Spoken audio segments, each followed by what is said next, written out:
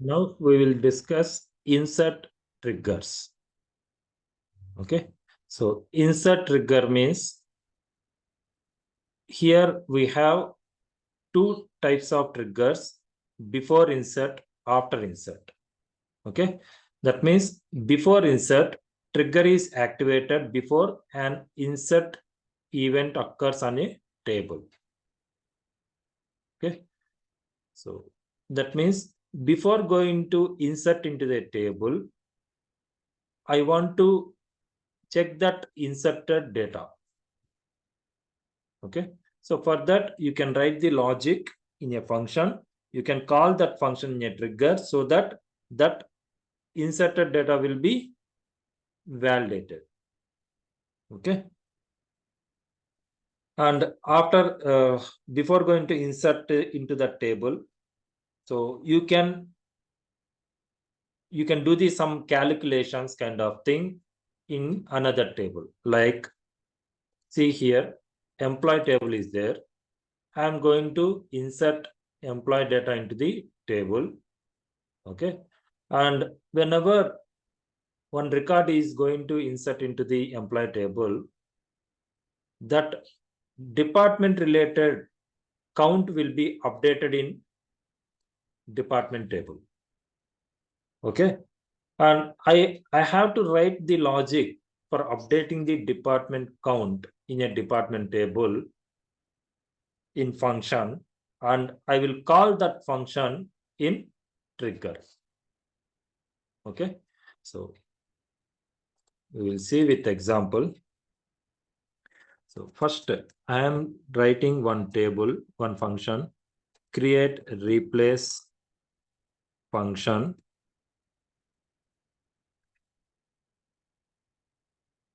Trigger before insert function, and returns here trigger. So this function is mean by trigger function. Okay. So language PL pgSQL, and as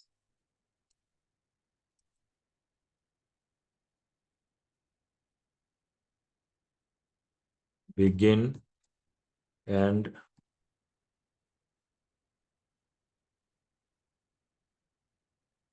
here, see, whenever I am going to insert the data into the table, employee table, department count should be updated in a department table based on department number. Okay. So here I am writing update query, update tr underscore dept set count equal to, see this, for inserting new table will be there. Okay. So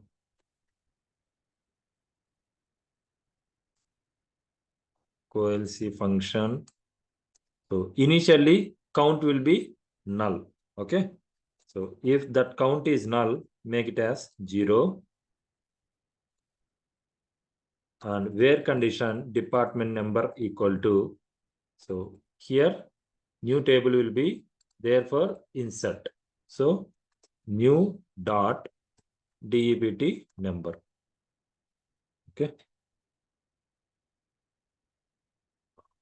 So this is the function, and at last we will write return new.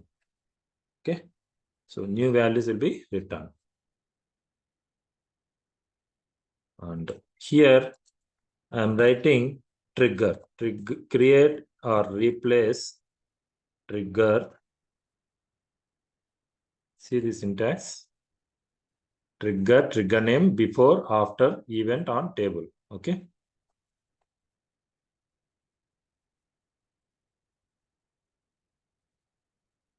So tr underscore before insert. This is the trigger name. Okay. Before insert and before insert. Okay. When that trigger will be fired. That means before insert on which table? tr underscore employee table. Okay. For each row.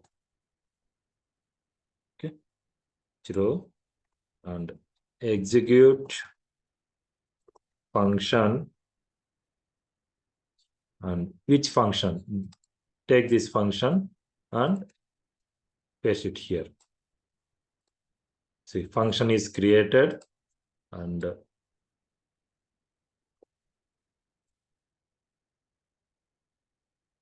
trigger is also created. So you can check that trigger functions and trigger. So go to this tables. First of all, see this trigger functions and refresh this public schema.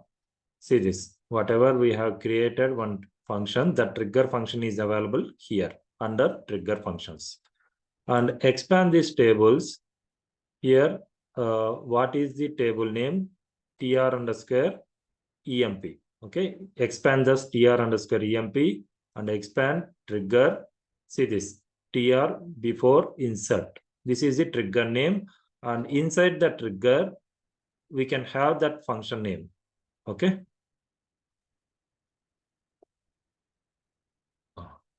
Now we will check by inserting some dummy data. Insert into tr underscore emp, emp number, ename, and salary. Emp number no need to give, that is serial, and department values. Okay, I already told that department is the master data. Okay, but I didn't represent any relationship between them, emp and department tables. Assume that. Okay, that means while inserting the data into the employee table, that 10th department number that should be present in department. In real time, parent-child relationship kind of thing will be established. Okay. So here employee name, I'm taking A, comma salary 1000 and department number 10. Okay. So before going to insert the data, you can check here. So employee table is empty. Okay. I am going to insert. One record has been inserted. See, one record has been inserted. Here, count. Initially, null will be there. Okay. So whenever I have inserted this values, so 10 is updated with 1. Okay. If I take again B and salary is 2000 and if it is 20, then see here 10 for 10 department number count is 1. If I execute this, see 20 is also updated with 1. Okay. So like that, if I give C, so here 3000, here 10 only, then 10th will be updated 2. Okay. So next one is in this logic, I want to write if that salary is null while inserting, then I can make that salary value like 1000 or 2000, any default value. Okay. So if new dot salary is null, then new dot salary equal to 1000, and if. Okay. So now we will check. I will take one more insert query, and this is D, and here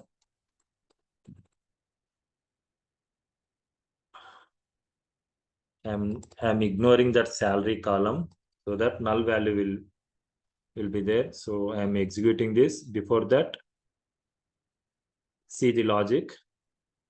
Sorry, see the logic.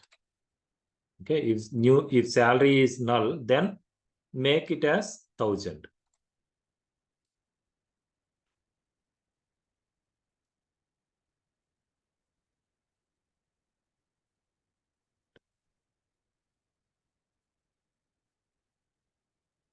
See, 10 is updated with 3 and D 1000, but I didn't give that salary. Okay, and you can write one more kind of validation in trigger. If the salary is less than or equal to 1000, I don't want to insert the record. Okay, like if new dot salary is less than or equal to 1000, then and if raise exception, you have already discussed this kind of exception. So salary is very less.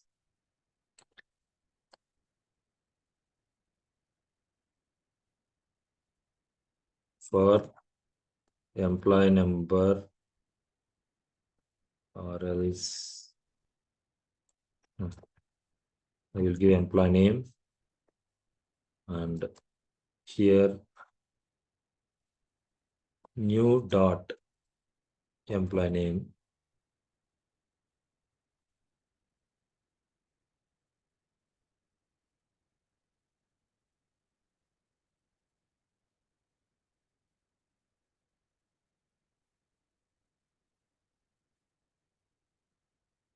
So here I am taking employee name as E 900. Okay, department number 10. So you can check here before execute that department number 10 count is 3. Okay, execute it. Before that, this function, see, salary is very less for employee name E. Okay, so you can check employee name E is not inserted, and department count for 10, it is not changed. Okay, so these kind of validations we can write in a function, and that function we can call in trigger. Okay, so this is about before insert.